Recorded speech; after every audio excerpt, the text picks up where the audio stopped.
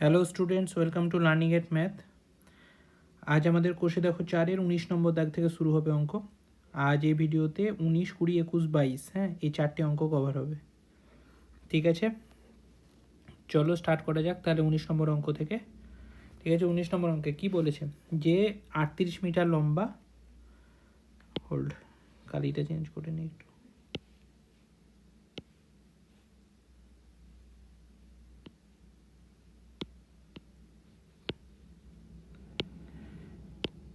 ঠিক আছে, 19 নম্বর অঙ্ক কি বলেছে 38 মিটার লম্বা। ঠিক আছে, 38 মিটার লম্বা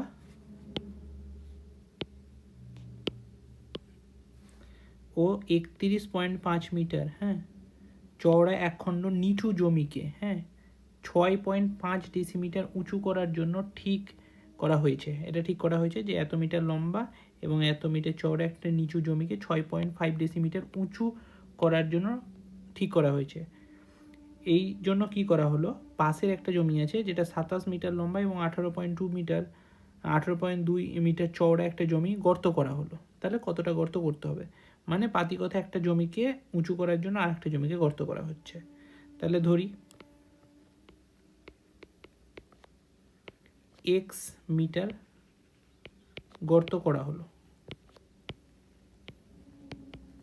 ঠিক আছে, যদি এক্স মিটার গর্ত করা হয় তাহলে কতটা মাটি বেরোবে, শর্তানুসারে লিখছি, ডিরেক্ট লিখছি আমি, এটা আর কিছু বোঝানোর এখানে কিচ্ছু নেই।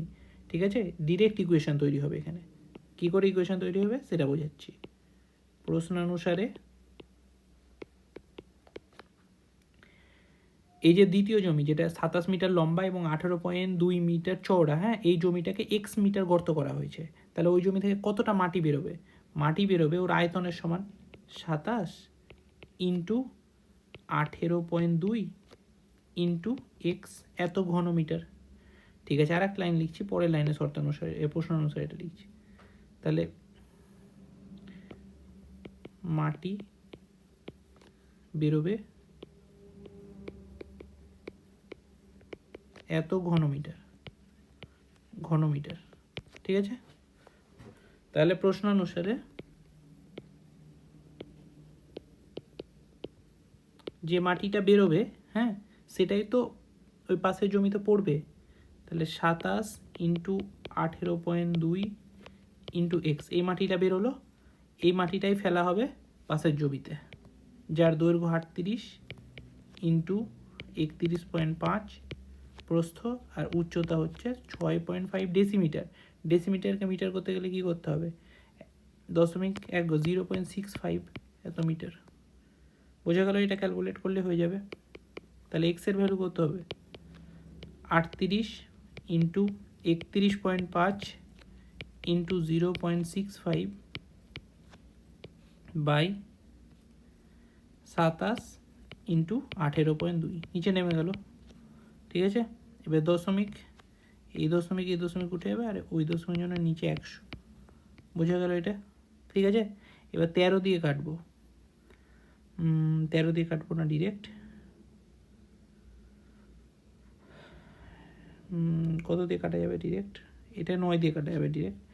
9 দিয়ে 3, 3 9 27, আর এটা 9 দিয়ে 3 9 27, 5 9 35 হলো। ঠিক আছে, এবার 7 দিয়ে কাটা যাবে, 7 দিয়ে 5, আর এটা হবে 7 দিয়ে, 7 2 14, 6 7 42, 26। ঠিক আছে, আর 5 দিয়ে, এটা 5 আর এটা 5 দিয়ে 20। ঠিক আছে, 13 দিয়ে 5 13 65, 13 2 26 হয়ে গেল, আর এই 5 দিয়ে 4।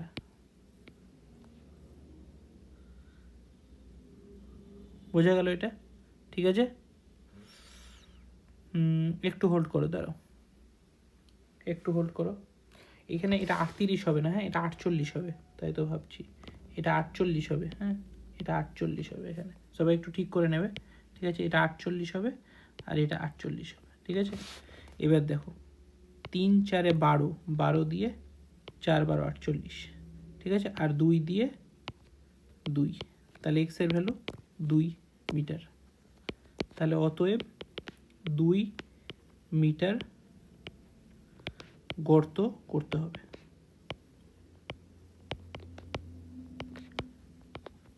ব্যাস হয়ে গেল আনসার। ঠিক আছে, একদম সোজা অঙ্ক, ঠিক আছে, কিছু কঠিন নেই অঙ্কটাতে। এরপর 20 নম্বর কোশ্চেন যাব। কি বলেছে 20 নম্বর কোশ্চেনে? বাড়ির 3টি কেরোসিন তেলের ড্রামে যথাক্রমে 800 লিটার, 725 লিটার আর 575 লিটার তেল ছিল। ওই 3টি ড্রামে তেল একটি আয়তঘনাকারের পাত্রে ঢালা হলো এবং এতে পাত্রের গভীরতা 7 ডেসিমিটার হলো। ঠিক আছে, আমরা জানি 1 ঘন ডেসিমি, এটা জানতে হবে এই রিলেশনটা, 1 ঘন ডেসিমি সমান 1 লিটার। ঠিক আছে, 1 লিটার, ঠিক আছে, 1 লিটার বা 1 লিটার, অথবা 1 ঘনমিটার ইকুয়ালস টু 1000 লিটার। দুটোই কাজে লাগে, যেটা যখন কাজে লাগবে সেটা তখন কাজে করতে হবে। বোঝা গেল? এটা মুখস্থ রাখতে হবে। এবার অঙ্কতে আসি। অঙ্কতে 3টে কেরোসিনের ড্রাম আছে, 800 লিটার, 725 লিটার আর 575 লিটার। এই 3টে ড্রাম আছে। এই 3টে ড্রাম একটা আয়তঘনাকার পাত্রে ঢেলে দিলাম। ওই আয়তঘনাকার পাত্রের গভীরতা মানে হচ্ছে পাতির উচ্চতা 7 ডেসিমিটার। তাহলে ডেসিমিটারেই থাক এটা। ঠিক আছে, দেখা যাক কী করছি। 7 ডেসিমিটার আর আয়তঘনাকার পাত্রের দৈর্ঘ্য ও প্রস্থ 4:3। ঠিক আছে, 4:3। তার মানে দৈর্ঘ্য ও প্রস্থ যেহেতু 4:3, তার মানে এটা আমরা ধরি দৈর্ঘ্য 4x ডেসিমিটার। সব পুরো কোশ্চেনটা আমি ডেসিমিটারই করব। প্রস্থ 3x ডেসিমিটার হলো।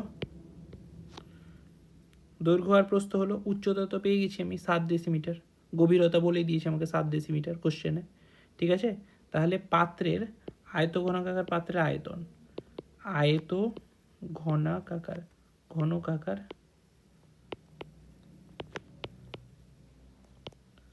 পাত্রের আয়তন কত? দৈর্ঘ্য ইন্টু প্রস্থ ইন্টু উচ্চতা, দৈর্ঘ্য ইন্টু প্রস্থ ইন্টু উচ্চতা।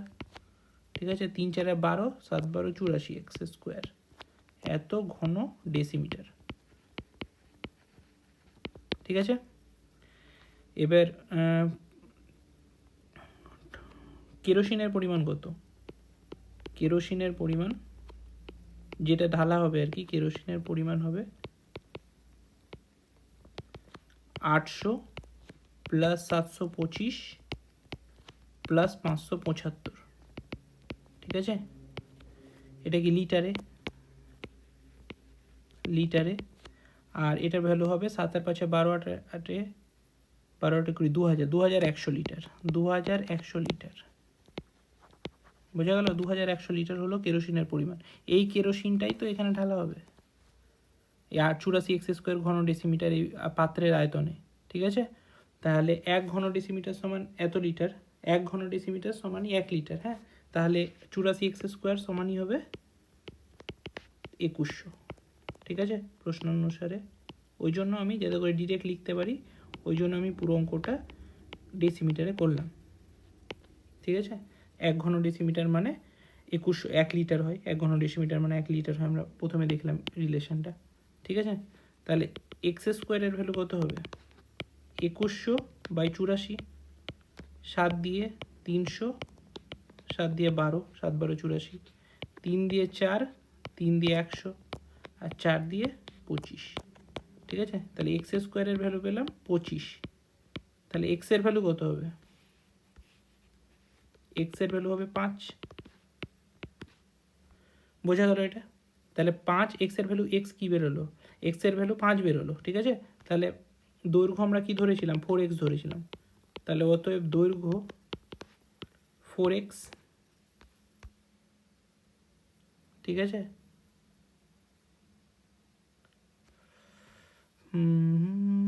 হোল্ড করো একটু, দাঁড়াও, হোল্ড করে দাঁড়াও। ঠিক আছে, দৈর্ঘ্য হচ্ছে 4x। ঠিক আছে, 4x মানে কি? এক্স এর ভ্যালু 5 পেয়ে গেছি, তাহলে 4 5 20 ডেসিমিটার। প্রস্থ কত? প্রস্থ হচ্ছে 3x। 3x মানে হচ্ছে 3 4 12, 3 5 15, হ্যাঁ 3 × 5, ঠিক আছে, তাহলে 15 ডেসিমিটার। বোঝা গেল? তাহলে দৈর্ঘ্য ও প্রস্থ বার করতে দিয়েছিল আমাদের, দৈর্ঘ্য প্রস্থ বেরিয়ে গেল, আনসার চলে এলো। বুঝতে পারা গেল এটা 20 নম্বর। এরপরে নেক্সট কোশ্চেন যাবো 21 নম্বর। 21 নম্বরের কোশ্চেনে কী বলেছে, আমাদের 3 তলা ফ্ল্যাটের 3টি পরিবারের দৈনিক জলের চাহিদা যথাক্রমে 1200 লিটার, 1050 লিটার, 950 লিটার। তাহলে এই চাহিদা মেটানোর পরেও চাহিদার 25% জল মজুদ থাকে এমন একটি ট্যাঙ্ক বসানোর জন্য। আচ্ছা, তাহলে টোটাল চাহিদা কত? চাহিদার পরিমাণ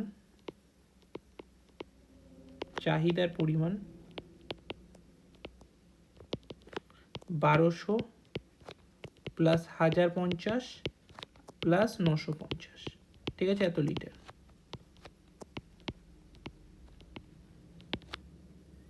তাহলে কত হয় এটা?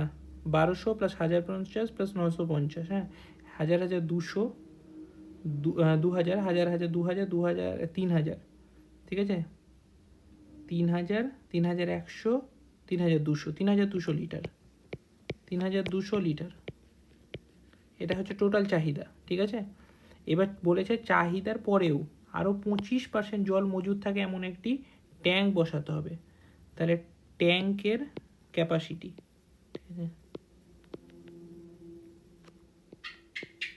ট্যাঙ্কের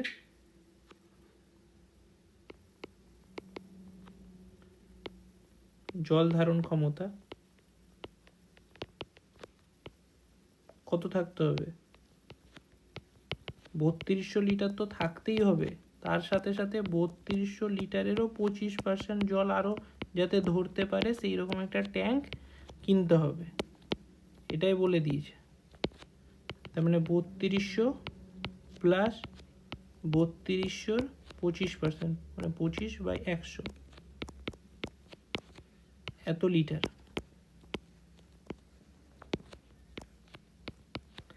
ঠিক আছে। 32 × 25, 32 × 25 কত হয়? 32কে 25 দিয়ে যদি গুণ করি তাহলে 32 10 800 হয়, ঠিক আছে, এটা রাফে করে নেবে, গুণটা 800 হয়। তাহলে 3200 প্লাস 800 মানে কত? 4000 লিটার। এবার 4000 লিটারের একটা ট্যাঙ্ক ওদেরকে অর্ডার দিতে হবে। এবার বলছে ওই ট্যাঙ্কেরই দৈর্ঘ্য 2.5 মিটার, প্রস্থ 1.6 মিটার, চওড়া একটি জায়গা পাওয়া গেছে, হ্যাঁ ঠিক আছে। ট্যাঙ্কটি কত মিটার গভীর করতে হবে হিসাব করি, তাহলে ধরি ট্যাঙ্কটির গভীরতা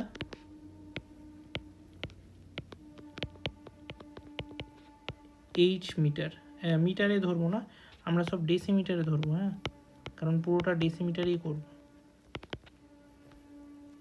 তাহলে শর্তানুসারে বা প্রশ্ন অনুসারে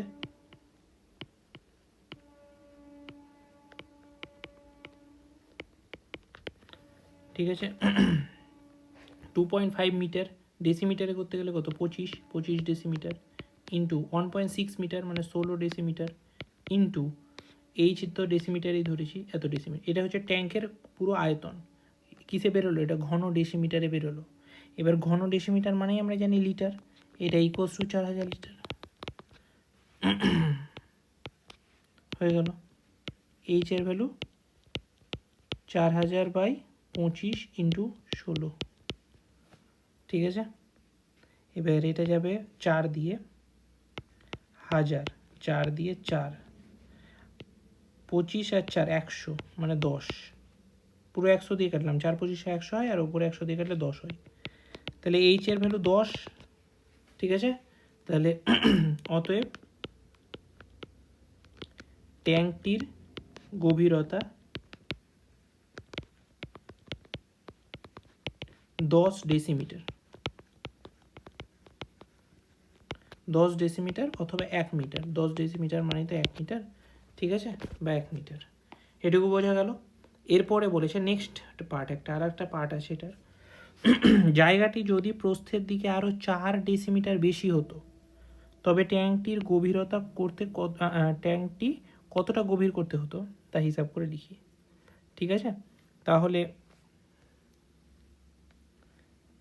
যদি প্রস্থের দিকে আরও কি বলেছে, প্রস্থর দিকে 4 ডেসিমিটার যদি বেশি হতো, তাহলে আগে প্রস্থ কত ছিল 1.6 মিটার, মানে 16 ডেসিমিটার, তাহলে 16 আর 4 20, তাহলে এখন তাহলে অতএব এখন প্রস্থ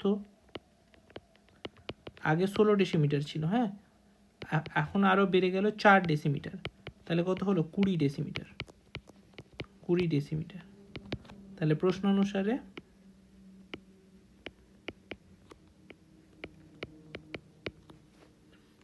25 into 20 into H equals to কত, 4000, ঠিক আছে। H equals to 4000 by 25 into 20, বোঝা গেল। এটা 0 0 কাটলো, 2 দিয়ে 200, 8 25 200, তাহলে এইচ এর ভ্যালু 8। তাহলে অতএব এখন ট্যাঙ্কটির গভীরতা, এখন ট্যাঙ্কটির গভীরতা 8 ডেসিমিটার।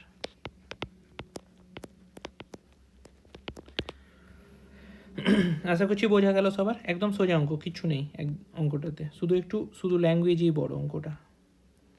তারপরে নেক্সট কোশ্চেন, আর এটা লাস্ট কোশ্চেন আমাদের আজকের ভিডিওর লাস্ট কোশ্চেন।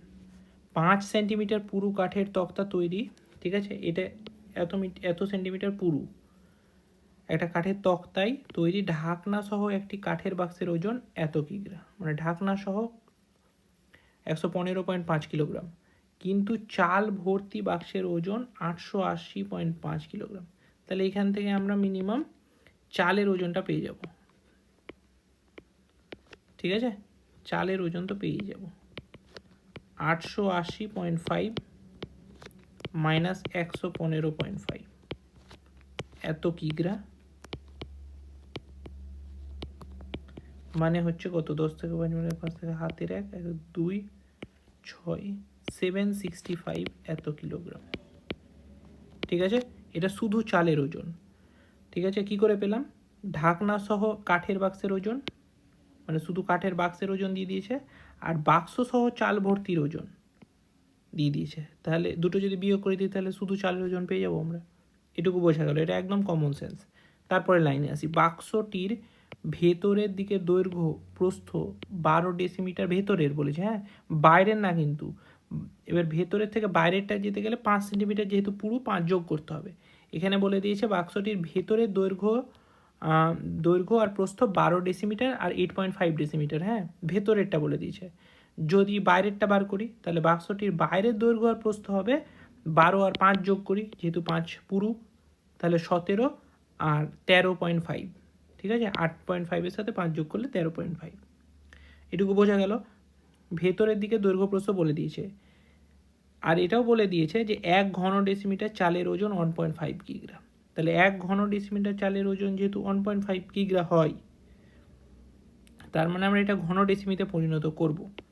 1.5 কিগ্রা চালের আয়তন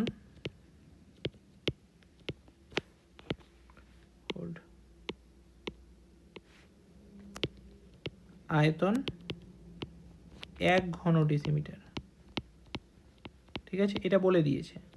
তাহলে আমাদের তো চাল আছে কত, বার করলাম 765 কিগ্রা চাল আছে, তাহলে 700 বার করি আগে, 1 কিগ্রা চালের আয়তন 1/1.5 ঘন ডেসিমিটার, আর 765 কিগ্রা চালের আয়তন 765/1.5 ঘন ডেসিমিটার, ঠিক আছে, এটা আমি আয়তন বার করে নিলাম, ঠিক আছে।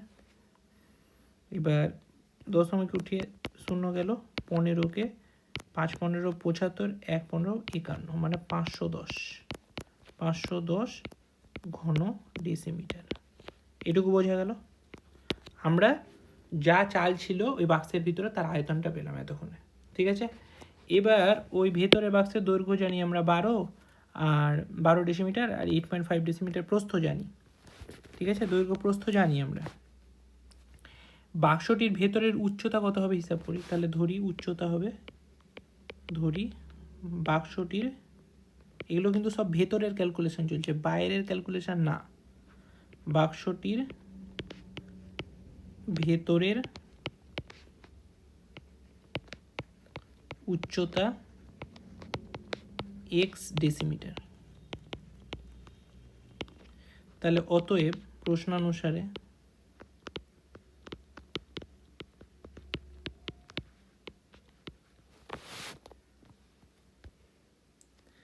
বারো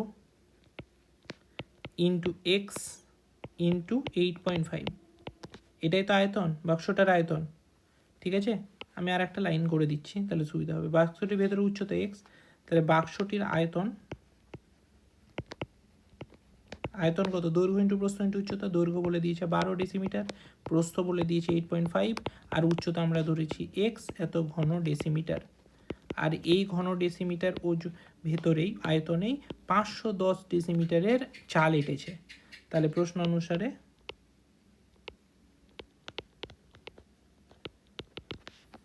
12 into 8.5 into x equals to 510। বোঝা গেল এটা? ঠিক আছে, এটাই আমাদেরকে ক্যালকুলেট করতে হবে। তাহলে এক্স এর ভ্যালু কত, 510 বাই 12 ইন্টু 8.5, দশমিক উঠে উপরে শূন্য গেল, 17, 5 17 85, 3 17 এখানে মানে 30, 5 দিয়ে 2, 2 দিয়ে 6, 2 কেটে গেল, আর 6 দিয়ে 5, তার মানে এক্স এর ভ্যালু হলো আলটিমেটলি 5। তাহলে অতএব বাক্সটির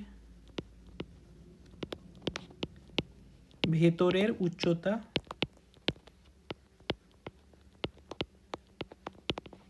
5 decimetre.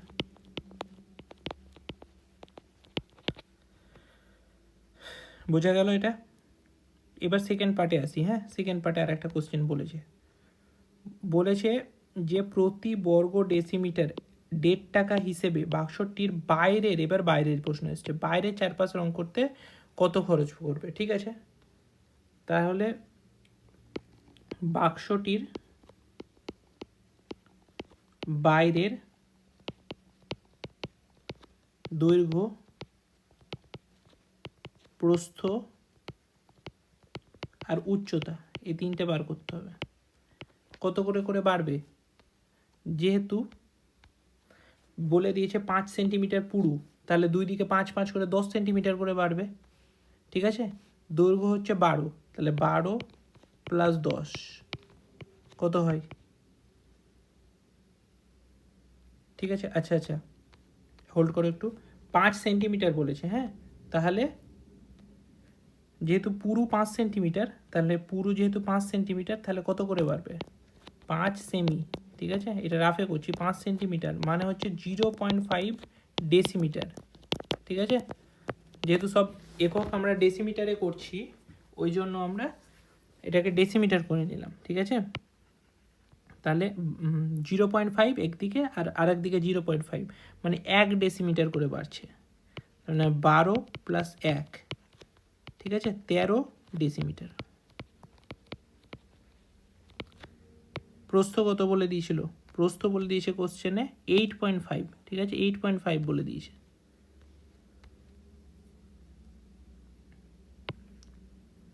Eight point five plus 1 কত হয়, 9.5 ডেসিমিটার। ঠিক আছে, আর উচ্চতা তো আমরা পেয়েছি, বার করলাম এখনই 5, তার সাথে 1 যোগ করব, 6 ডেসিমিটার। বোঝা গেল এটা? তাহলে বাইরের সমগ্র তলের ক্ষেত্রফল, সমগ্র তলের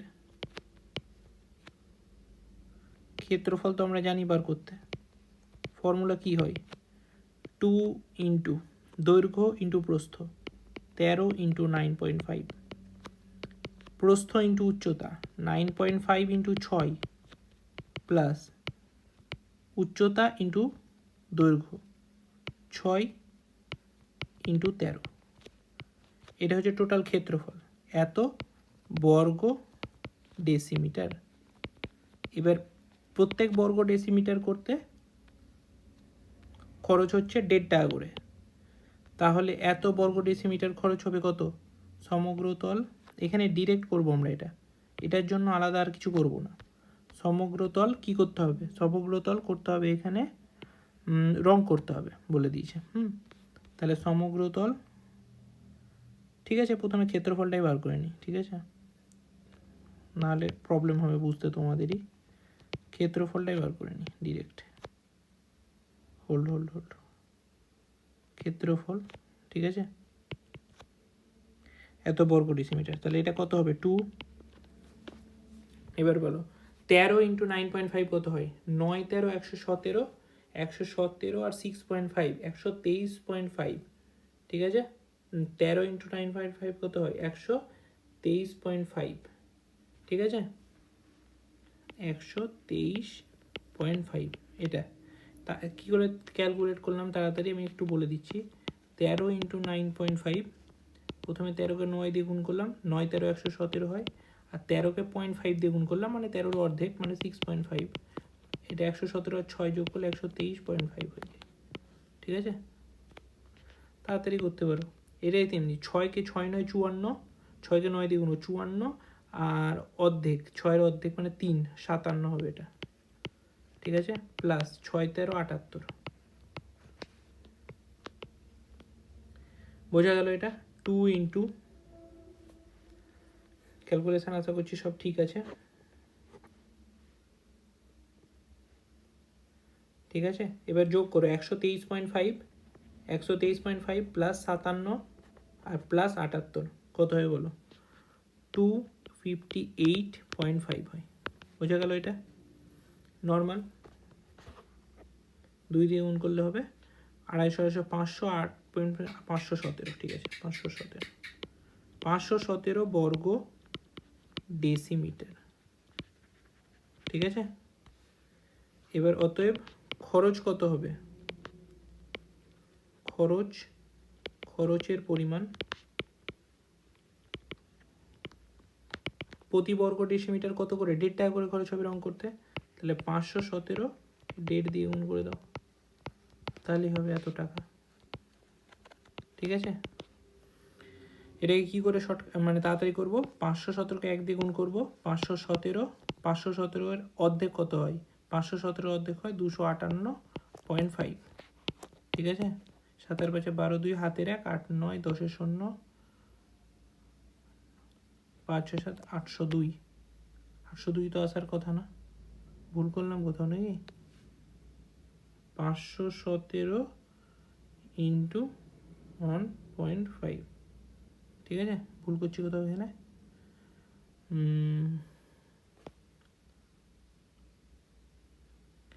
517কে 1 দিয়ে গুণ করলে 517, আর 517 হাফ কত হয়?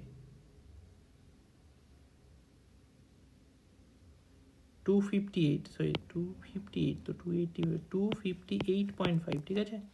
তাহলে 0.5, 8-এর সাথে 15 5, হাতের 1 5 6 7, আর 5 2 7, 775.5, তাহলে 775.5 এত টাকা, অথবা এটাকে একটু ভেঙে লিখতে পারি 775 টাকা 50 পয়সা।